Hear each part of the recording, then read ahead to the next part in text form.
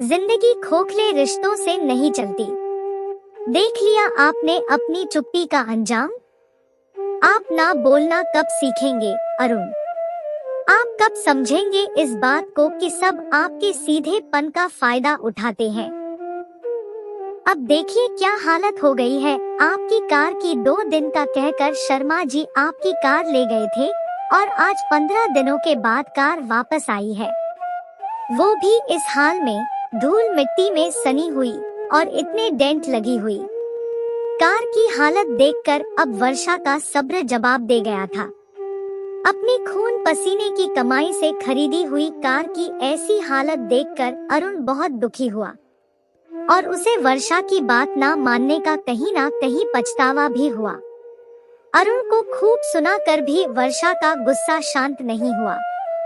सच पूछो तो उसे शर्मा जी से ज्यादा अपने पति पर गुस्सा था।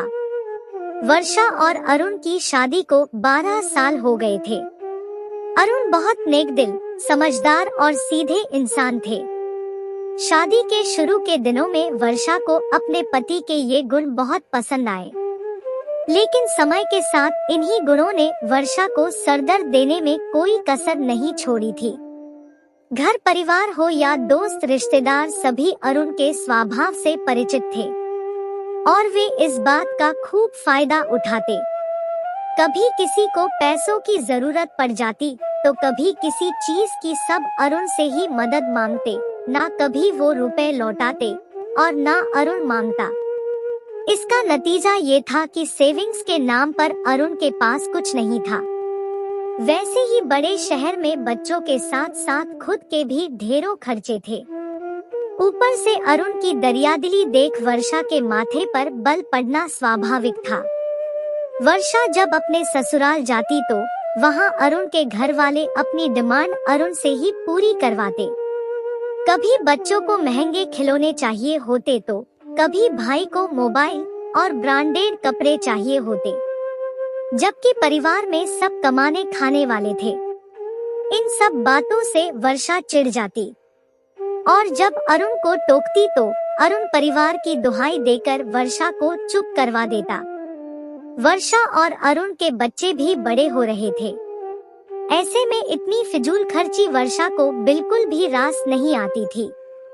आखिर थी तो अरुण की प्राइवेट नौकरी ही, जिसमें बच्चों के भविष्य के साथ साथ अपने लिए बचत भी जरूरी थी।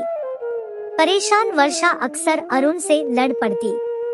अरुण, कब समझ आएगी तुम्हें? कब अपने परिवार के बारे में सोचोगे? बच्चे बड़े हो रहे हैं, अब उनके खर्चे भी बढ़ेंगे। तुम सब कुछ औरों पर लुटा दोगे तो मेरे बच्चों का क्या होगा? वर्षा के लाख समझाने का भी अरुण पर कोई असर नहीं होता था।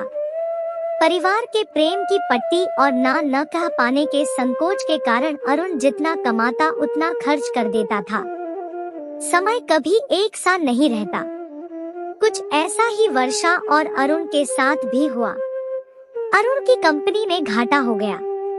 कंपनी के कई लोगों की रातों रात छुट्टी कर दी गई, जिनमें से एक अरुण भी था। उसकी अच्छी खासी नौकरी छूट गई। अब क्या होगा वर्षा? कैसे चलेगा अपना घर?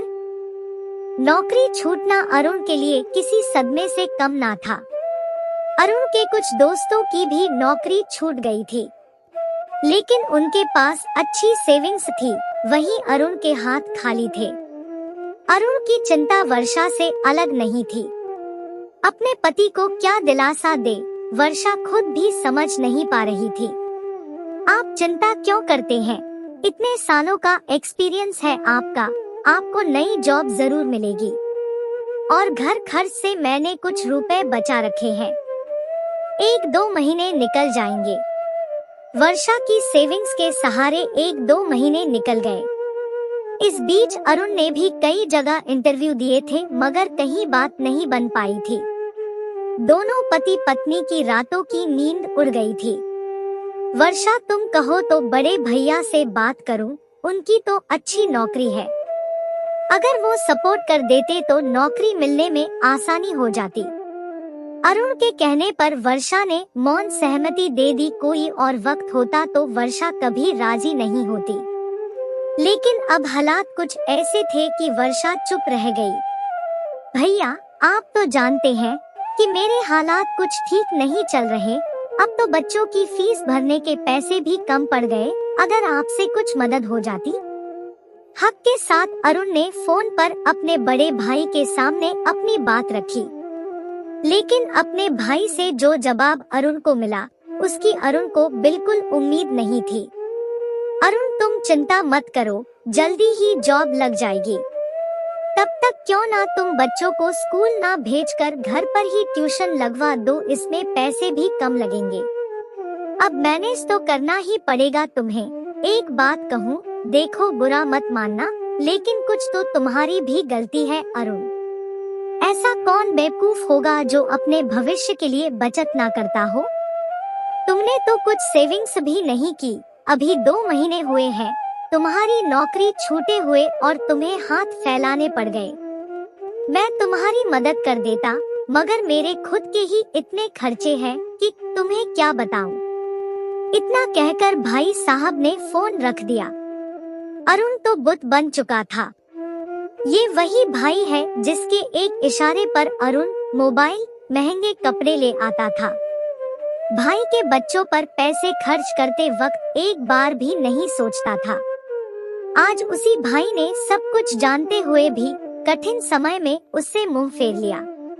किसी ने सच ही कहा है, लोगों के असली चेहरे बुरे वक्त में ही दिखते हैं। आज ये बात अरुण के लिए भी सही साबित हुई थी। अब तक जिन रिश्तों को अरुण सबसे बड़ी पूंजी समझ रहा था, वो तो खोखले निकल गए थे। अरुण के कुछ कहे बिना ही वर्षा सब कुछ समझ गई थी। हिम्मत रखिए अरुण, सब दिन एक से नहीं रहते। अच्छे दिन नहीं रहे तो बुरे दिन भी नहीं रहेंगे। आप गाड़ी बेच दीजिए, कुछ पैसे आ जाएंगे। जब तक जॉब नहीं लगती, मैं भी बच्चों को ट्यूशन देना शुरू कर देती हूँ। देखना जल्दी ही हमारे अच्छे दिन लौट आएंगे। वर्षा के साथ और हिम्मत से अरुण को हिम्मत मिल गई। गाड़ी अच्छी कीमत पर बिक गई। दोनों पति पत्नी ने गृहस्थी का भार आधा आधा बांट लिया। जल्दी ही अरुण को नौकरी मिल गई और घर के हालात भी पहले जैसे हो गए। लेकिन इस बीच अरुण को भी एक बहुत बड़ा सबक मिल चुका था। अपने और अपने बच्चों के भविष्य का हमें खुद ही सोचना पड़ता है। हम चाहे किसी की कितनी भी मदद कर दे, लेकिन उनसे ये उम्मीद कभी ना करना कि वो भी हमारी मदद करेंगे। अपने पति में आए बदलाव को देखकर वर्षा भी खुश थी। चाहे देर से ही सही, बहुत परेशानियों के बाद ही सही, अरुण समझ चुके थे कि जिंदगी खोखले रिश्तों से नहीं चलती।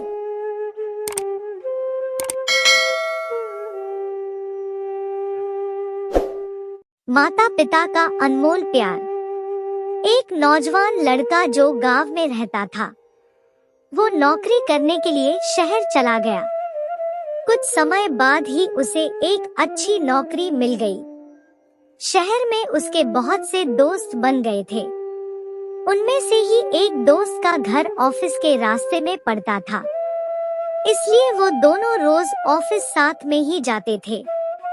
ऐसे ही समय बीत गया। अब उसे अपने काम में तरक्की मिल गई और सैलरी भी बढ़ गई। आज उसका बर्थडे था, वो बहुत खुश था। ऑफिस के सभी लोगों ने उसे बधाई दी। शाम को ऑफिस के बाद वो अपने सभी दोस्तों को शहर के बड़े होटल में पार्टी देने ले गया।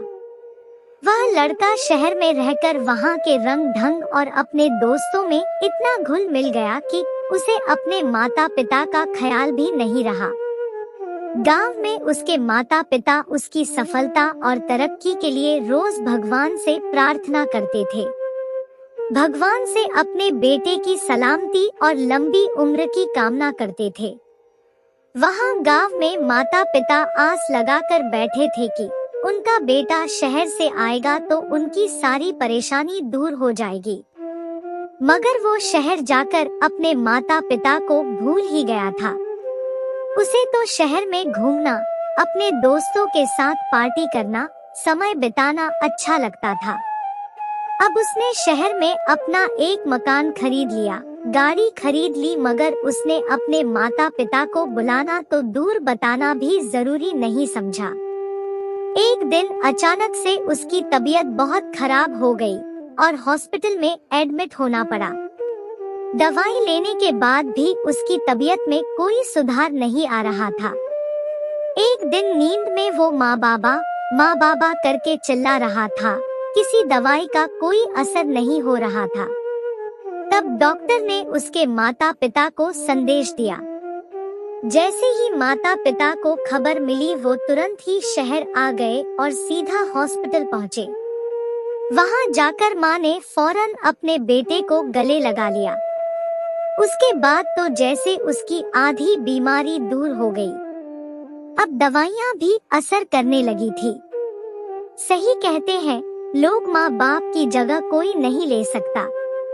भले ही उस लड़के ने पैसों से घर, गाड़ी, डॉक्टर, नर्स सब खरीद लिया हो, मगर वो सब मिलकर भी माँ बाप की कमी को पूरा नहीं कर पाए। इसलिए हमें अपने माता पिता को कभी भूलना नहीं चाहिए।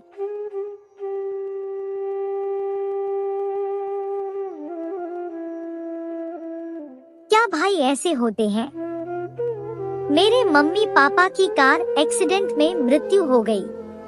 मेरा भाई मुझसे बड़ा है, मगर मेरा भाई किसी दुश्मन जैसा था। हर बात पर मुझे डांटता रहता था। मैं जो भी करती उसे गलत ही लगता था। रोज रोज की इस रोका टोकी से मैं परेशान हो गई थी। मुझे लगा शायद उसकी शादी के बाद वो बदल जाएगा, मगर वह वैसा ही रहा। जब भी वह मुझे भाभी के सामने डांटता था तो मुझे बहुत बुरा लगता था।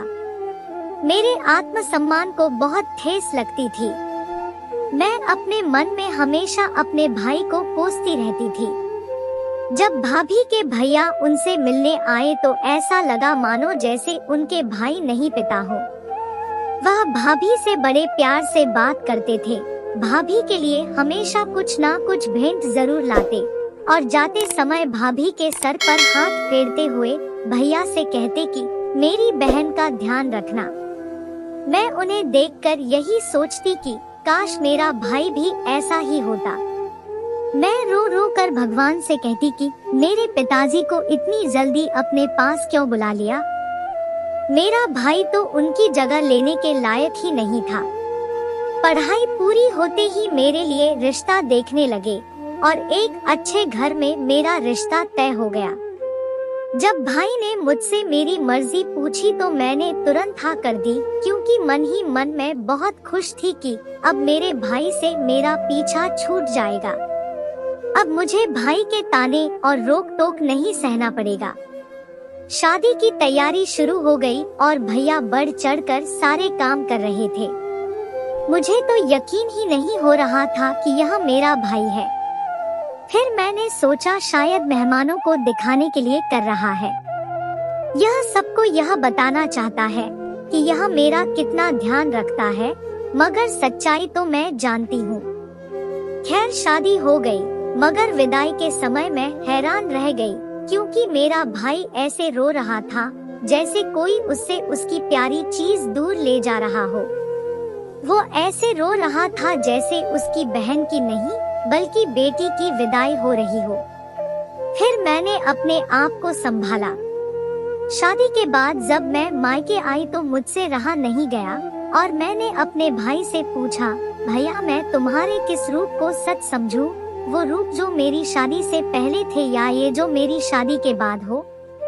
भैया ने मेरा हाथ पकड़कर अपने पास बिठाया और प्यार से मेरे सर पर हाथ फेरते हुए बोले, बहन मैं मानता हूँ कि मैंने तेरे साथ बहुत बुरा व्यवहार किया है, मगर सच कहता हूँ मैं ऐसा करना नहीं चाहता था। मुझे डर था कि कहीं बिन माँ बाप की बच्ची को मेरा लाड प्यार बिगाड़ ना दे। मैं जानता हूँ अगर मम्मी पापा होते तो तेरे साथ इतना बुरा व्यवहार नहीं करते, मगर बहन मैं इस जमाने से डरता था कि कहीं आजकल के तौर तरीके तुझे गलत रास्ता ना दिखाए। मैंने मम्मी पापा से वादा किया था कि मैं तेरा ध्यान रखूंगा, अच्छे घर में तेरी शादी करूंगा, इसलिए मैं थोड़ी सख्ती रखता था। मगर आज मैंने अपना वचन पूरा किया। आज के बाद तू वही करना जो तेरे पति को अच्छा लगे। आज से मैं तेरे लिए एक पिता की तरह रहूंगा। तेरे हर सुख दुख में तेरे साथ खड़ा रहूंगा। तेरी आंखों में आंसू नहीं आने दूंगा। यह कहते हुए भैया की आंखों में आंसू आ गए।